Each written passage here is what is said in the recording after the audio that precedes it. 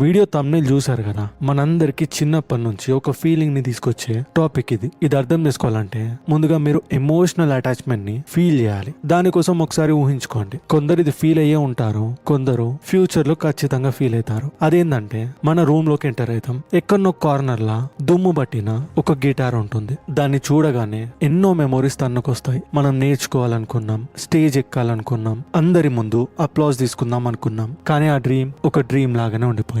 అలానే ఇంకో సైడ్ చూస్తే సగం కోడింగ్ చేసి వదిలేసిన కంప్యూటర్ ఉంటుంది. ఏదో తయారు చేద్దామని దాన్ని మధ్యలోనే ఆపేశాం. డిగ్రీ సర్టిఫికేట్స్ ఉన్నా కానీ ఒక సాటిస్ఫాక్షన్ లేని పేపర్ లాగానే. ఇక అలానే లైట్ తీసుకొని అద్దం ముందు వచ్చి నిల్చుంటే ఒక్కసారి మనల్ని మనం చూసుకున్న తర్వాత ఒక ఫీలింగ్ వస్తుంది, బాడీ బిల్డ్ చేసుకుందామని. ఎప్పుడో చిన్నప్పటి నుంచి మంచి షేప్ లో ఉండాలి, నేను పెద్ద పెరిగినాక అని అనుకుంటాం. కానీ పెద్దగైన తర్వాత ఆ మిర్రర్ లో అప్పుడు ఎలా ఉన్నాము ఇప్పుడు అలానే ఉంటాం. అక్కడ కూడా ఒక హార్ట్ బ్రేక్.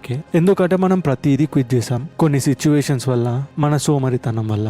కానీ ఏదో ఒకసారి మన మైండ్ లో ఒక చిన్న వాయిస్ వినిపించుంటది, మనతోటి ఏం రాంగ్ అసలుకు, ఒక్క పని మీద నేను ఎందుకు స్టిక్ అయి లేను, ప్రతి దాని మీద షిఫ్ట్ అవుతూ ఎందుకున్నా, మన మీద మనకి ఒక తెలియని ఫీలింగ్ ఉంటుంది. కానీ సొసైటీ దానికి ఇచ్చే ఒక మాట ఉంది, డిలీట్ యాంటీ, నువ్వు అన్ఫోకస్డ్ గా ఉన్నావు అని వాళ్ళు చెప్తారు. డిసిప్లిన్ లేదు, ఇక స్లోగా ఏమీ చేయకుండా ఉంటారని ఒక సేయింగ్ ఉంటది. Jack of all trades, master of none. దాని అర్థం ఏంటంటే ప్రతిదీ తెలుసు, ప్రతిదీ చేయగలుగుతాం, కానీ ఎందులో కూడా పర్ఫెక్ట్ గా చేయలేం. ఆ సెంటెన్స్ ని నీ మీద నువ్వే యూజ్ చేసుకుంటావు. కానీ ఇక్కడ ఒక విషయం ఉంది, ఎవరు కూడా ఎప్పుడు కూడా నీకు చెప్పండి, ఎందుకంటే అదొక ఇన్కంప్లీట్ మాట. మొత్తం సామెత ఏంటంటే అన్ని తెలిసిన వ్యక్తి దేంట్లో కూడా పర్ఫెక్ట్ మాస్టర్ కాలేడు, కానీ కొన్ని టైమ్స్ లో మాస్టర్ కన్నా బెటర్ గా ఉంటాడని. అది ఎవ్వరు చెప్పరు, ఎందుకంటే నీ మోటివేషన్, నీ అడ్రినలిన్ హిట్ అయ్యి నువ్వు పైకి ఎక్కడొస్తావేమో అని భయంతో. ఇంకా సైకాలజీ దీనికంటే పవర్ఫుల్ విషయం ని చెప్తుంది. నీ చెరిగిపోయిన ఇంట్రెస్ట్లన్నీ ఫ్లాస్ కాదు, అవి సిగ్నల్స్. ఆ సిగ్నల్ నీ బ్రెయిన్ ని డిఫరెంట్ గా వైర్ చేసి పెట్టింది. మనం ఈ విషయాలని బ్రేక్ డౌన్ చేయడానికి. కానీ వీడియోలో ముందుకు వెళ్లే ముందు ఎందుకు మన చెరిగిపోయిన ఇంట్రెస్ట్లు మనకు ఒక సర్వైవల్ స్ట్రాటజీ అంటే క్లియర్ గా చెప్తాను. సగం సగం నేర్చుకొని వదిలేసిన విషయాలు ఇప్పుడు మన సర్వైవల్ స్కిల్స్ ని పెంచుతాయంటే అర్థమైంది. ఎవరికైనా తెలిస్తే వీడియో ఆపి కామెంట్ లో చెప్పొచ్చు, లేదా కంప్లీట్ గా చూడండి, మీకు అర్థమవుతుంది. ద లై ఆఫ్ స్పెషలైజేషన్ గురించి, ఈ వింతైన ఎన్విరాన్మెంట్స్ లో మనం మోడర్న్ యాంగ్జైటీ తోటి ఎలా బ్రతుకుతున్నాం, మన ఇంట్రెస్ట్ల నుంచి ఒక దాని మీద నుంచి ఇంకో దాని మీదకి ఎందుకు మనం షిఫ్ట్ అవుతున్నాం. అలానే ఎం షేప్డ్ మైండ్ గురించి, కొన్ని లైఫ్ సీజన్స్ గురించి, రియల్ స్టోరీస్ గురించి తెలుసుకోవచ్చు. ఇది కూడా ఒక డిఫరెంట్ టాపిక్, ఖచ్చితంగా నచ్చుతుంది. ద లై ఆఫ్ స్పెషలైజేషన్.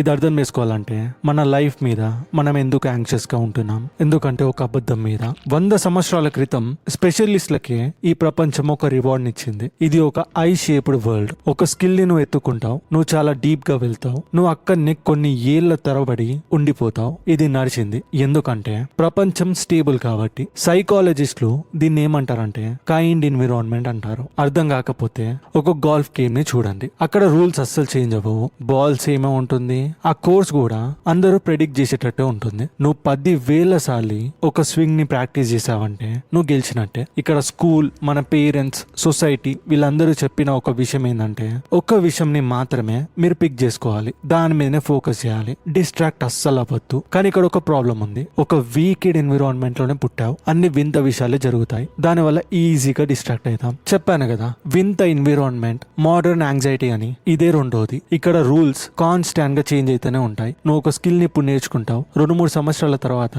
ఆ స్కిల్ వాల్యూనే ఉండదు. ఇండస్ట్రీలే ఒక నైట్ లో డిసపియర్ అయిపోతాయి. ఒకసారి ఆలోచించండి, 10 సంవత్సరాల క్రితం సోషల్ మీడియా మేనేజర్సే అసలుకు ఈ ప్రపంచంలో లేనే లేదు. 10 సంవత్సరాల క్రితం ఏఐ ఉంది కావచ్చు, కానీ జాబ్స్ మీద అది వచ్చి తీసుకుంటదనే విషయం కూడా మనకు తెలియదు. ఆన్లైన్ క్రియేటర్స్ కే రియల్ కెరియర్ అని ఎవ్వరు కూడా నమ్మలేరు, కానీ ఇప్పుడు వాళ్ళే కొన్ని కోట్లలో తిరుగుతున్నారు. ఇక్కడ మీకు అర్థమయ్యే ఉంటుంది, ప్రతిదీ స్టేబుల్ గా అస్సలు ఉండదు. ఇంకా ఆశ్చర్యమైన విషయం ఏంటంటే మన మెదడుకు ఆ విషయం తెలుసు, మనం రియలైజ్ కాకపోయినా అది రియలైజ్ అవుతుంది. కానీ మన నర్వస్ సిస్టమ్ ఒక స్మార్టర్ విషయం ని చూపిస్తుంది, అది ఎక్స్ప్లోర్ అవుతుంది. ఒక ఇయర్ నువ్వు ఫిట్నెస్ ఉండాలి అనుకుంటావు, నెక్స్ట్ ఇయర్ బిజినెస్ మీద, ఆ నెక్స్ట్ ఇయర్ కోడింగ్ మీద, తర్వాత ఇయర్ మ్యూజిక్ మీద, ఇలా షిఫ్ట్ అవుతూనే ఉంటుంది. బయట నుండి చూస్తే అదంతా ఒక కియాస్ లాగా ఉంటుంది, కానీ ఒక ఎవల్యూషనరీ పర్స్పెక్టివ్ తో చూస్తే అది అడాప్షన్. ఈ వింతైన ప్రపంచంలో ఫ్రాజైలే స్పెషలిస్ట్. సిస్టమ్ చేంజ్ అవ్వంగానే వాళ్ళు బ్రేక్ అవుతారు సర్వైవ్ అవ్వటానికి. ఇక్కడ మూడో విషయం, ఇంకా ఇంపార్టెంట్ విషయం,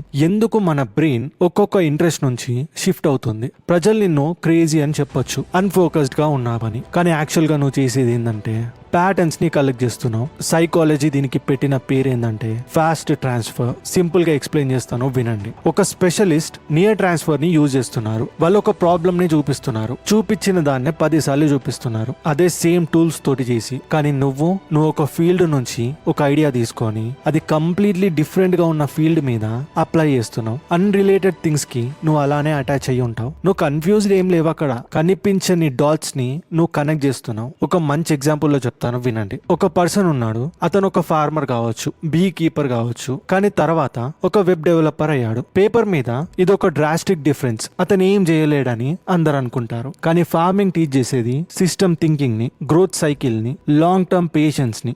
ఇక ఆ పర్సన్ సాఫ్ట్వేర్ ని బిల్డ్ చేస్తే వాళ్ళు జస్ట్ కోడ్ ని మాత్రమే రాయరు, ఒక కల్టివేట్ ఎకో సిస్టమ్ ని బిల్డ్ చేస్తారు. అదే ఇన్నోవేషన్. నీ వాల్యూ ఒక విషయంలో నువ్వు బెస్ట్ ఉన్నావంటే అది వేస్ట్ అన్నట్టే. నీ వాల్యూ డిఫరెంట్ థింగ్స్ మీద ఉంటే అప్పుడు నీకు ఒక క్రియేటివిటీ ఉంటుంది. కానీ ఇక్కడ నువ్వు ఒక ఇంపోస్టర్ లాగా కనిపిస్తావు, ఎందుకంటే సొసైటీ ఒక డీప్ ని మాత్రమే మెజర్ చేస్తుంది, కనెక్షన్స్ ని కాదు. ఇక్కడ ఎం షేప్డ్ మైండ్ అంటే అర్థమైంది. చాలా మంది ప్రజలు టీ షేప్ గురించి మాట్లాడతారు, జనరల్ నాలెడ్జ్, ఒక డీప్ స్పెషాలిటీ. కానీ నువ్వు ఎం షేప్డ్ మైండ్. ఎం షేప్డ్ మైండ్ అంటే మల్టిపుల్ పిల్లర్స్ ఉంటాయి, అవి కూడా డీప్ గా ఒక క్యూరియాసిటీ తోటి కనెక్ట్ అయి ఉంటాయి. కానీ ఇక్కడ మిస్టేక్స్ బర్న్అవుట్ కి దారి తీస్తాయి. నువ్వు అన్ని పిల్లర్స్ ని ఒకేసారి బిల్డ్ చేయాలనుకుంటావు, నీ అటెంప్ట్ చేస్తావు, డేటా సైన్స్ స్టార్ట్ చేస్తావు, ఒక బుక్ రాయడం స్టార్ట్ చేస్తావు, ఒక బిజినెస్ పెట్టాలనుకుంటావు, ఫిట్నెస్ ఇంప్రూవ్ చేయాలనుకుంటావు, ఒకే మంత్ లో ఇవన్నీ చేయాలనుకుంటావు. అప్పుడు ఏమవుతుంది? కొలాప్స్ అవుతుంది. నువ్వు వీక్ గా ఉన్నావని కాదు, టైమింగ్ ని నువ్వు అర్థం చేసుకోలేవు, అంతే. ఇక రియల్ పాలిమాథ్స్ ప్రతిదీ కూడా ఒకేసారి చేయడానికి ట్రై చేయరు, వాళ్ళు సీరియల్ మాస్టరీని ప్రాక్టీస్ చేస్తారు. లైఫ్ అయ్యేది కొన్ని సీజన్స్ లోనే. సీజన్ 1 లో ఆర్ట్, సీజన్ 2 లో కెరియర్, సీజన్ 3 లో మనీ, సీజన్ 4 లో ఒక మీనింగ్. నీ పాస్ట్ ఇంట్రెస్ట్ లని నువ్వు క్విట్ చేయలేవు, నువ్వు సీజన్స్ పెట్టుకొని దాన్ని కంప్లీట్ చేసావు. గుర్తుపెట్టుకోండి, సీజన్స్ అని ఎందుకు మెన్షన్ చేశానంటే సీజన్స్ రిపీట్ అవుతాయి. ఇప్పుడు రియల్ లైఫ్ స్టోరీలో ఒక 53 సంవత్సరాలు ఉన్న ఓల్డ్ మ్యాన్ గురించి చదివినప్పుడు అతనికి ఫైనల్ గా ఒక పీస్ దొరికింది. అతనికి ఇష్టమైంది programming, music, philosophy, game design చేయడం. ఉంటాయి అందరికి, ఇంకా చాలానే ఇంట్రెస్ట్లు ఉంటాయి. కానీ ఈ పర్సన్ కి ఈ 4 ఇంట్రెస్ట్లు ఉన్నాయి. ఒక్కదాన్ని చూస్ చేసుకునే బదులు అతను అతని లైఫ్ ని స్ట్రక్చర్ చేసుకున్నాడు. ప్రోగ్రామింగ్ బిల్స్ పే చేయడానికి యూజ్ చేశాడు, మ్యూజిక్ ని సాయంత్రాలు గడపడానికి యూజ్ చేశాడు, ఫిలాసఫీ అతన్ని షేప్ చేసింది ఎలా ఆలోచించాలని. ఇక అతను ప్రమోషన్స్ ని రిఫ్యూజ్ చేశాడు అతని ఎనర్జీని కాపాడుకోనికి. ఇక ఈవెన్చువల్లీ అతని స్కిల్స్ అన్ని మర్జ్ అయ్యి అతని ఓన్ గేమ్ ప్రాజెక్ట్ లో షిఫ్ట్ అయినాయి. దాన్నే ఎం షేప్ అంటారు. దాని కరెక్ట్ విషయం నాకు చూపిస్తుంది. బయాలజీ కూడా ఒక ఫైనల్ లెసన్ ని మనకు నేర్పిస్తుంది. దాన్నే రిడెండెన్సీ అంటారు. నేచర్ ఎఫిషియన్సీ కోసం ఆప్టిమైజ్ అయ్యి ఉండదు, అది ఆప్టిమైజ్ అయ్యేది సర్వైవల్ కోసం. ఎలిఫెంట్స్ కి రేర్ గా క్యాన్సర్ వస్తుంది, ఎందుకంటే వాటికి మల్టిపుల్ కాపీస్ ఉంటాయి. క్యాన్సర్ ఫైటింగ్ జెన్స్ ఒక్కటి ఫెయిల్ అయినా గానీ ఇంకొకటి యాక్షన్ లోకి దిగుతుంది. ఇక్కడ మన మల్టిపుల్ స్కిల్స్ కూడా సేమ్ వేలో పనిచేస్తాయి.